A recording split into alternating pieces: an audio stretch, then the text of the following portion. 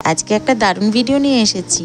সবজি কাটা থেকে শুরু করে খাওয়া পর্যন্ত সমস্ত কিছু তোমাদের সাথে শেয়ার করব। দেখো, উচ্ছে আলু কেটে নিয়েছি, আর এদিকে মাছ, তেলাপিয়া মাছ, চিনতে পেরেছেন তো? বাজার থেকে তো এখন কেটেই দেয়, কোনো সমস্যা নেই। ভালো করে ধুয়ে নিয়ে নুন হলুদটা মাখিয়ে নেব। আর নুন হলুদ মাখিয়ে রাখলে বেশ ভালো লাগে খেতে, কারণ এগুলো একটু ভারী মাছ তো, তাই একটু নুন হলুদ যদি বেশিক্ষণ ধরে এদের গায়ে একটু মাখানো হয় দারুণ লাগে। তো মেখে এবার রেখে দেবো। আর আমি আজকে এই তেলাপিয়া মাছ কী দিয়ে বানাবো সেটা কিন্তু আপনারা যখন দেখবেন আমি কি মশলা করছি তাতেই বুঝে যাবেন।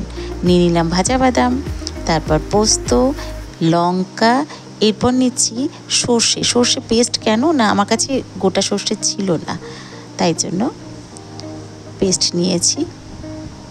এই দেখুন, মাছ তো ভেজে ফেলেছি, আর এই যে মাছ কিন্তু রান্নাও করে ফেলেছি একদম পোস্ত দিয়ে মাখা মাখা। আর এবারের কি পালা না, ভাত বেড়ে নিতে হবে। যতই যাই করি ভাতটা তো বেড়ে খেতে হবে। উচ্ছে আলু ডালনা করেছি সেটা দিয়ে দিলাম, আর এই হচ্ছে সর্ষে পোস্ত। মাছটা থালায় বেড়ে দিচ্ছি আজকে আর বাটিতে দিলাম না। হা গ্রেভিটা কি দারুণ দেখতে হচ্ছে, খেতেও আশা করি ভালো হবে। আমাদের খাওয়া দাওয়া কিন্তু শুরু হয়ে গেছে। প্রথমে উচ্ছে আলু ডালনা দিয়ে খাবো, এটা আমাদের ভীষণ ফেভারিট, ভীষণ।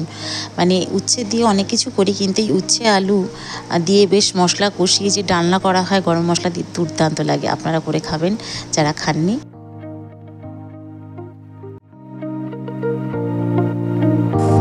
চলুন তাহলে ওর কাছ থেকে জেনে নিই কেমন হয়েছে খেতে।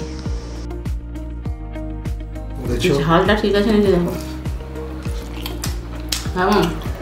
ব্রাভো, ব্যাপক।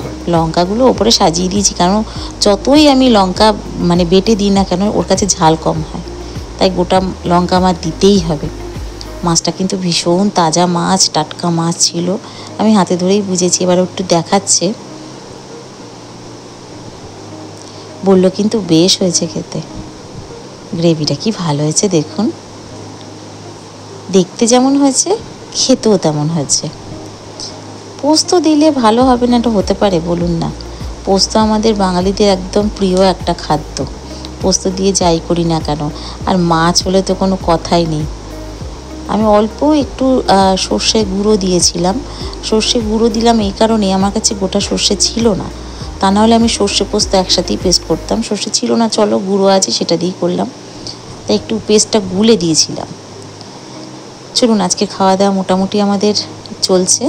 আজকে খুব সিম্পল রান্না হয়েছে, আর মাছ থাকলে আমাদের বেশি কিছু লাগে না, একটা সামনের পাতে হলেই হয়ে যায়। তো আজকে উচ্ছে আলুর ডালনা করেছিলাম সামনের পাতে, আর এটা ছিল মাছ পোস্ত দিয়ে। আপনাদের ভিডিওগুলো কেমন লাগছে অবশ্যই জানাবেন। দেখা হবে আপনাদের সাথে নেক্সট ভিডিওতে।